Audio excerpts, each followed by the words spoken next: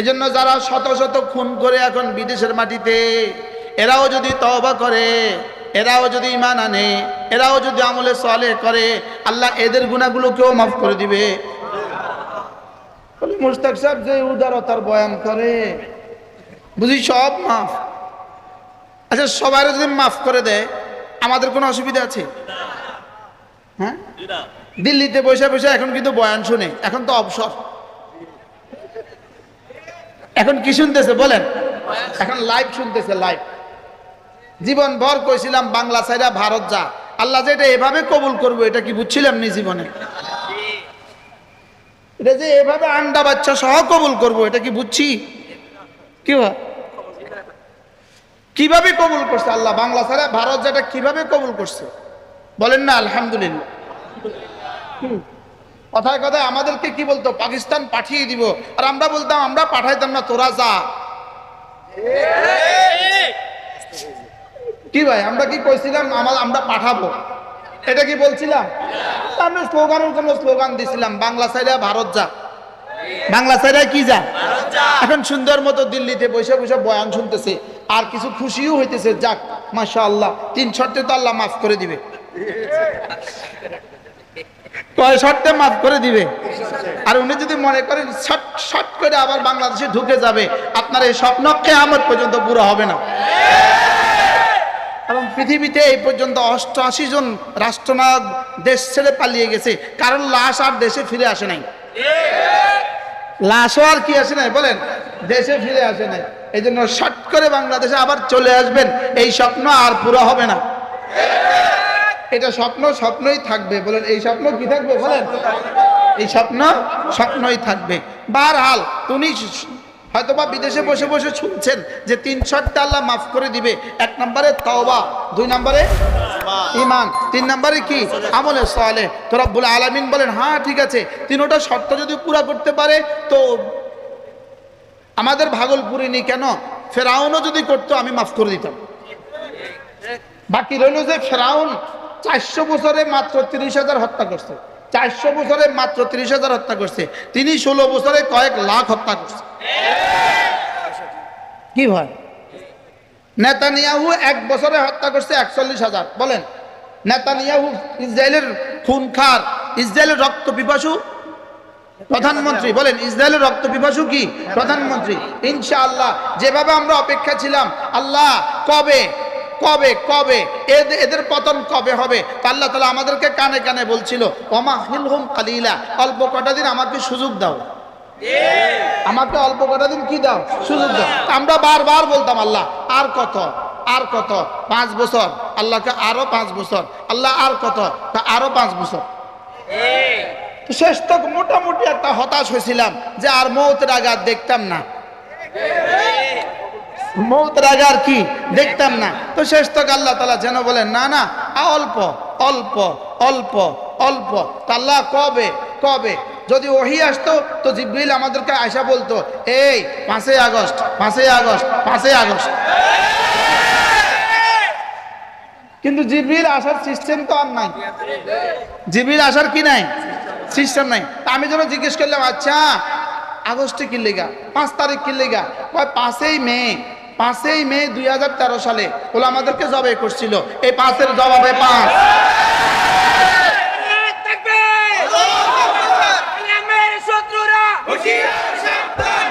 এটাকে আমি একটা নতুন স্লোগান দেই, তিলকা বে তিলকা। বলেন দিস ইজ দ্যাট ইজ, বলেন এটা ওইটা, বলেন কোনটা কোনটা, 5 5 বলেন না 5 5, 5ই মে 5ই আগস্ট, 5ই মের জবাব দিছে রব কি দিয়া, বলেন 5ই আগস্ট দিয়া। তো এবার বললাম আল্লাহ মেয়ের জবাবটা মেয়েতেই দিতেন, আগস্টে নিলেন কা? না 71 থেকে এই পর্যন্ত আগস্টের লাগে ভারী সম্পর্ক, 75 থেকে এই পর্যন্ত আগস্টের সাথে কি বলেন না ভালোই সম্পর্ক আছে। কারণ এই আগস্টের 15 তারিখে কত গরু কোরবানি করছে আরেকজনের গরু আল্লাহ ছাড়া কেউ জানে না। তাদের কোরবানি কি আগস্টে না রবিউলের কি আরে জিলহজে কোরবানি করতো না, তারা আগস্টে কোরবানি করতো। ওরা আগস্টের 15 তারিখে গরু জবাই করতো, বুঝেন নাই? কয় তারিখে গরু জবাই করতো? কার গরু? গরু আরেকজনের গরু। গরু হলো কার গরু? আরেকজনের গরু কোরবানি করতো। আল্লাহ তাআলা বলেন 15ই আগস্ট যেমন এদেরকে ছাড়ে না, যেন কিয়ামত পর্যন্ত আগস্ট বলে বলে, এতদিন বলতো 15ই আগস্ট 15ই আগস্ট 15ই আগস্ট, এখন বলবো 5ই আগস্ট 5ই আগস্ট 5ই আগস্ট। কি ভাই? واذكروا الله كثيرا لعلكم تفلحون وإذا رأوا تجارة أو لهوا انفضوا إليها وتركوك قائما قل ما عند الله خير من اللهو ومن التجارة والله خير الرازقين صدق الله مولانا العظيم। আজকে 6 অক্টোবর 2024 বৃহত্তর ইলিয়টগঞ্জ ইত্তেফাকুল উলামা পরিষদ দাউদকান্দি কুমিল্লার উদ্যোগে আয়োজিত আজকের প্রথম বার্ষিক ইসলামী মহাসম্মেলনের শ্রদ্ধেয় সভাপতি, উপস্থিত হযরত উলামায়ে কেরাম, শ্রদ্ধেয় মুরব্বিয়ান আযম, আমার যুবক ভাইয়েরা, পর্দার আলের মা ও বোনেরা, আল্লাহ তাআলার অগণিত অসংখ্য প্রশংসা, যিনি দয়া করে মেহেরবানি করে আমাকে আর আপনাকে আসরের নামাজ জামাতের সাথে পড়ে মাগরিবের নামাজের অপেক্ষা করত এই দামি সময়ের মধ্যে আজকের এই সম্মেলনে একত্রিত হয়ে কিছু কথা বলার শোনার তৌফিক দান করেছেন, এই জন্য বলি আলহামদুলিল্লাহ। আমার পীর ও মুর্শিদ হযরত মাওলানা সুলতান আহমদ নানুপুরি রহমতুল্লাহ আলাইহি হযরত প্রায় এই কথা বলতেন, আসর নামাজের পরের সময়টা আর ফজরের নামাজের পরের সময়টা হলো ফেরেশতাদের ডিউটি বদলের সময়। রাতের ফেরেশতারা সকালবেলা আসে, সকালবেলা চলে যায়, দিনের ফেরেশতারা সকালবেলা আসে। আর সন্ধ্যাবেলা সূর্য ডুবার আগে দিনের ফেরেশতারা চলে যায়, রাতের ফেরেশতারা আসে। ফেরেশতারা যাওয়ার পরে আল্লাহ তাআলা জিজ্ঞেস করেন, আমার বন্ধুকে তুমি কি অবস্থা রেখে আসছো? তো ফেরেশতা জবাবে বলে, আল্লাহ, গিয়ে দেখছি ফজরের পরে ওরা তাসবিহ পড়ে, আসার সময় দেখছি আসরের পরে ওরা তাসবিহ পড়ে। এবার রাতের ফেরেশতারা বলে, গিয়ে দেখেছি ওরা তাসবিহ পড়ে বিকেলবেলা, আর ফজরের পরে আসার সময় দেখছি ওরা তাসবিহ পড়ে। তো আল্লাহ তাআলা ফেরেশতাদেরকে তারিজ করেন, ফেরেশতাদেরকে এভাবে আগের কথাটা মনে করিয়ে দেন যে তোমরা না বলছিলা তোমরাই তাসবিহ পড়ো, এখন তো দেখছি আমার বন্ধুরা সকালেও তাসবিহ পড়ে, সন্ধ্যায়ও তাসবিহ পড়ে। অতএব তোমাদের জিম্মাদারি হবে কিয়ামত পর্যন্ত আমার এই বন্ধুর জন্য দোয়া করতে থাকা। যেই ফেরেশতা আজকে এসেছে দুনিয়াতে, যারা আজকে আসছে দুনিয়াতে, তারা ইতিপূর্বে আর কখনো আসে নাই এবং কিয়ামত পর্যন্ত আর কখনো আসবে না।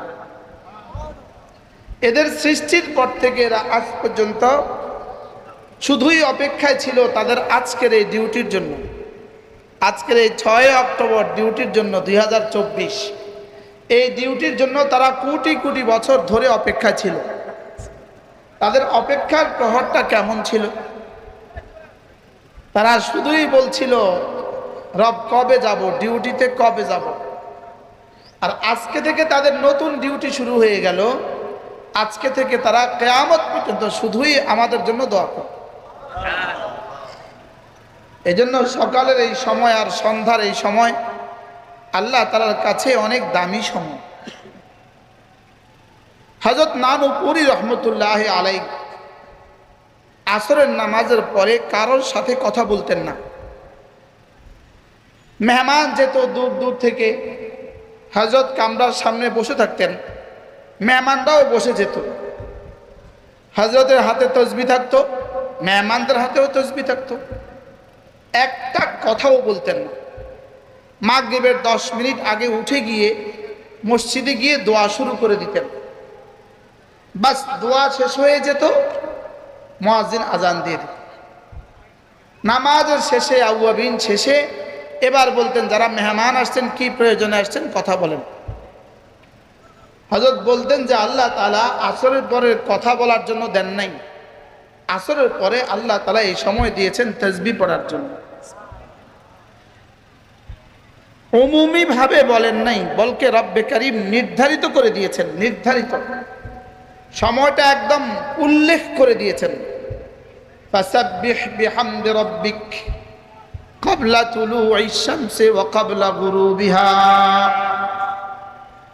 ক্বাবলা তুলুইশ শামসি সূর্য উদয়ের আগে, ওয়া ক্বাবলা গুরুবিহা এবং সূর্য অস্তের আগে।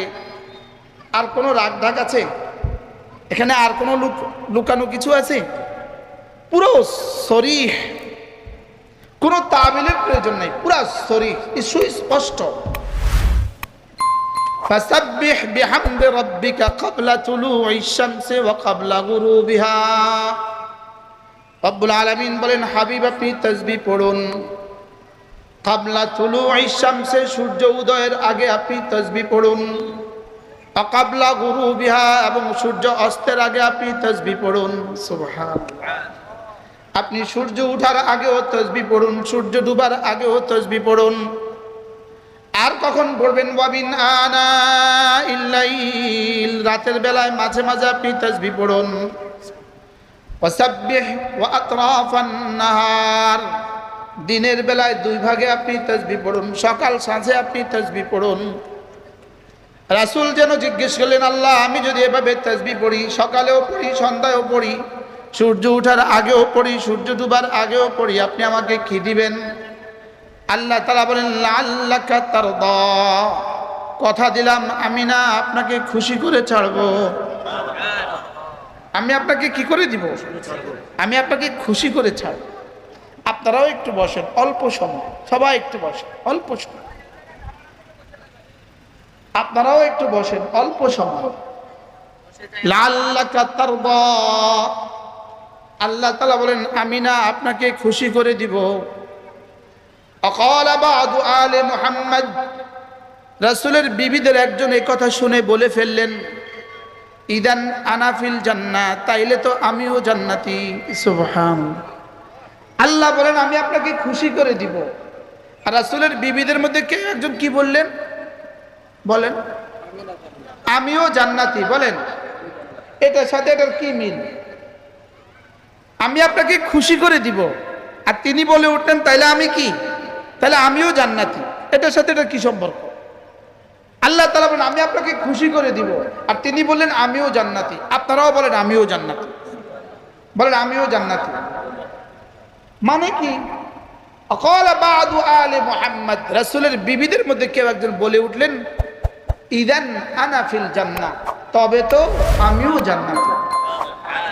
এবার অন্যরা জিজ্ঞেস করলেন, লাআল্লাকা তারদার মধ্যে তুমিও জান্নাতি, এটা কেমনে বুঝলা তুমি? এটা কি, এটার সাথে এটার কি সম্পর্ক? তো তিনি বলেন যে আল্লাহ তাআলা তার রাসূলকে বলেছেন, লাআল্লাকা তারদা, আমি আপনাকে খুশি করে দিব। ওয়ালাই ইয়ারদার রাসূল ওয়া আহাদুম মিন উম্মতিহি ফিন নার, রাসূলের একজন উম্মত জাহান্নামে যাবে, রাসূল খুশি হবে না। এজন্য আল্লাহ তাআলা রাসূলকে খুশি করার জন্য আমাকে জান্নাতে দিয়ে দিবেন। এবার কি বুঝছি? লাআল্লাকা তারদার মধ্যে আমিও জান্নাতি। লাআল্লাকা তারদা, আমি আপনাকে খুশি করে দিব, আমি আপনাকে খুশি করে দিব। এবার কি বললেন? আমিও জান্নাতি। কিভাবে? লাআল্লাকা, আমি আপনাকে খুশি করে দিব। আপনার শেষ উম্মতকে জান্নাতে না দিলে আপনি খুশি হবেন না, এজন্য আপনার শেষ উম্মতকে জাহান্নাম থেকে বের করে জান্নাতে দিয়া আমি আপনাকে খুশি করে দিব। কি ভাই? তবে রব্বে কারীম তিনটা শর্ত জুড়ে দিয়েছেন, আপনার উম্মতের আখেরি মানুষটাকেও আমি জান্নাত দিব তিন শর্তে। বলেন কয় শর্তে? তিন শর্তে আমি আপনার উম্মতের আখেরি মানুষটাকেও জান্নাত দিব, তিন শর্তে। তিন শর্তে আপনার উম্মতের আখেরি মানুষটাকেও জান্নাত দিব। সুবহানাল্লাহ বলতে। এক নাম্বার তাওবার শর্তে, বলেন। দুই নাম্বার ঈমানের শর্তে। তিন নাম্বার আমলে সালেহের শর্তে। কয় শর্তে? তিন শর্তে। এক নাম্বার কি? তাওবার শর্তে। দুই নাম্বার কি? ঈমানের শর্তে। তিন নাম্বার কি? আমলে সালেহের শর্তে। ইল্লা মান তাবা ওয়া আমানা ওয়া আমিলা আমালান সালিহা ফাউলাইকা ইউবাদদিলুল্লাহু সাইয়্যাতিহিম হাসানাত ওয়া কানা আল্লাহু গফুরার রহিমা।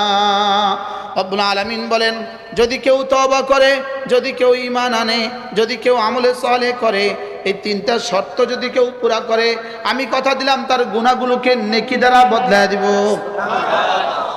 গুনাহগুলোকে নেকি দ্বারা কি করে দিবে? বদলা দিবে।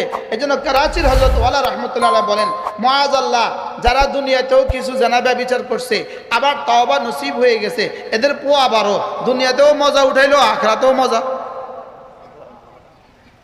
এদের কি?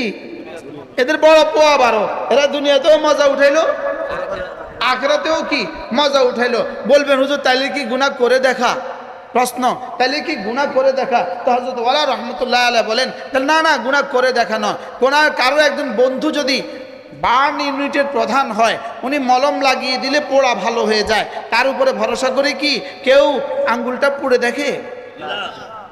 কি হয়?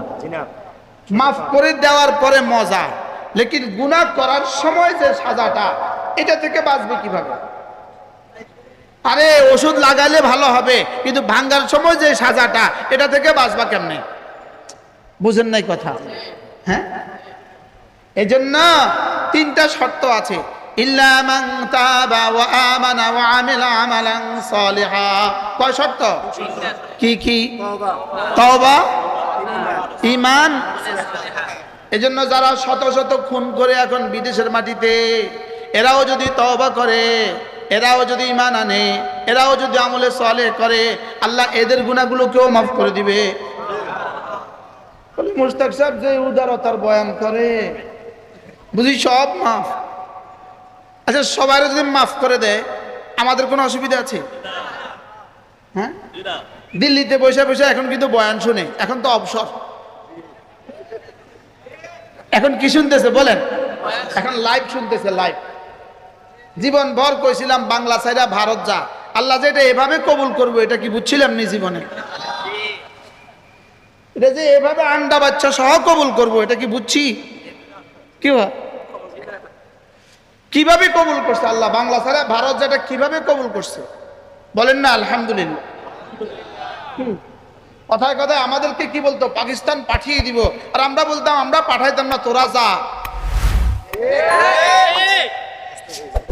কি ভাই, আমরা কি কইছিলাম আমরা পাঠাবো?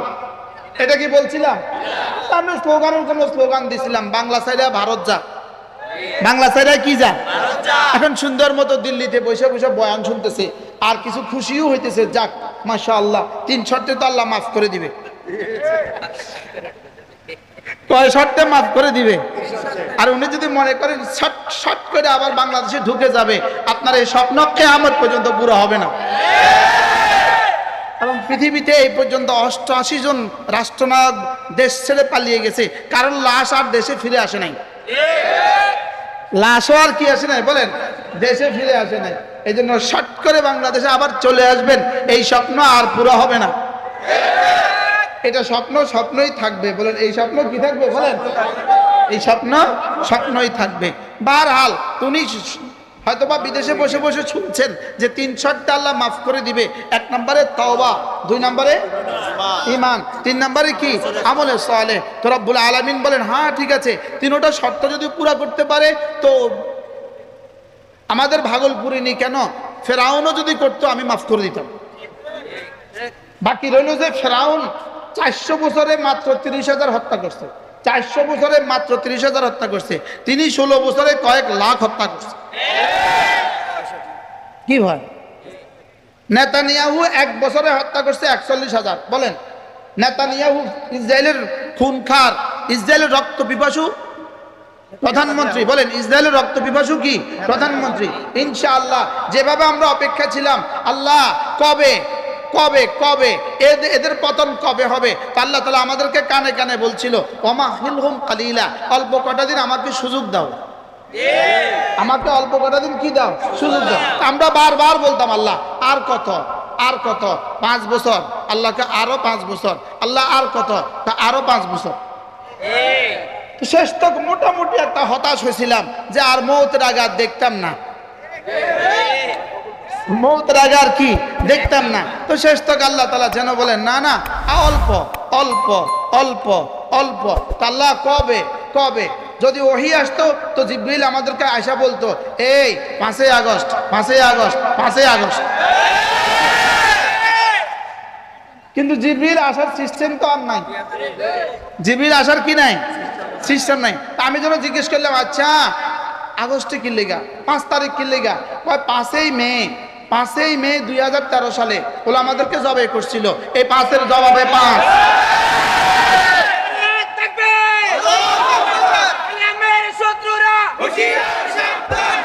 এটাকে আমি একটা নতুন স্লোগান দেই, তিলকা বে তিলকা। বলেন, দিস ইজ দ্যাট ইজ। বলেন, এটা ওইটা। বলেন,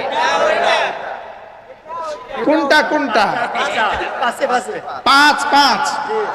বলেন না, 5 5। 5ই মে 5ই আগস্ট।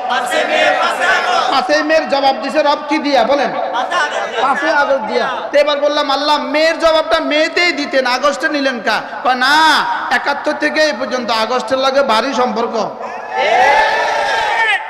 75 থেকে এই পর্যন্ত আগস্টের সাথে কি, বলেন না, ভালোই সম্পর্ক আছে।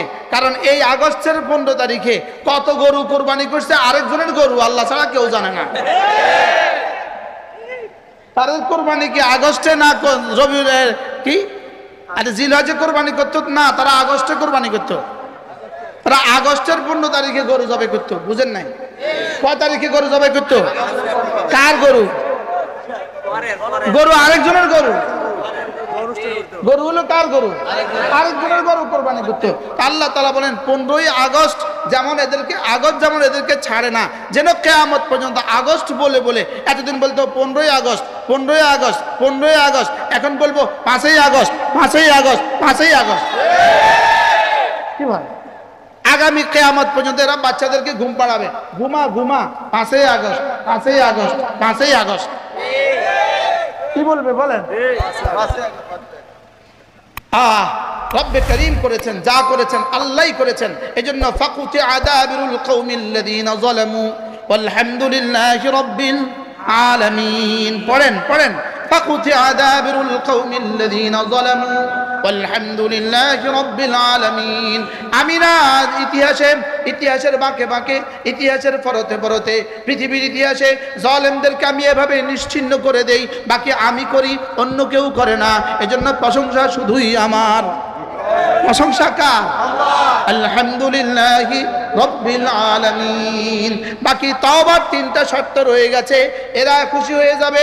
তাওবা ঈমান আর আমলে সালেহ। তাওবার 4টা শর্ত রয়ে গেছে। 1 নম্বরে হলো লজ্জিত হওয়া, আন-নাদামাতু আলা মা কান, যতগুলো গুনাহ হয়ে গেছে এর উপরে লজ্জিত হওয়া। 2 নম্বরে কালউ মা কান, যে গুনাহগুলো হয়ে গেছে সমূলে ছেড়ে দেওয়া। 3 নম্বরে আল আজমু আন আদামি আউদাতিহা, জীবনে আর করবে না বলে ওয়াদা করা। 4 নম্বরে হলো দেশের সম্পদ দেশে ফিরিয়ে দেওয়া। যার মাল চুরি করেছে, যার মাল লুট করেছে, যাদের মাল লুণ্ঠন করেছে, লুণ্ঠিত মালগুলো আবার দেশে কি দেওয়া, বলেন ফিরিয়ে দেওয়া। লুণ্ঠিত মাল আবার দেশে ফিরিয়ে দেওয়া।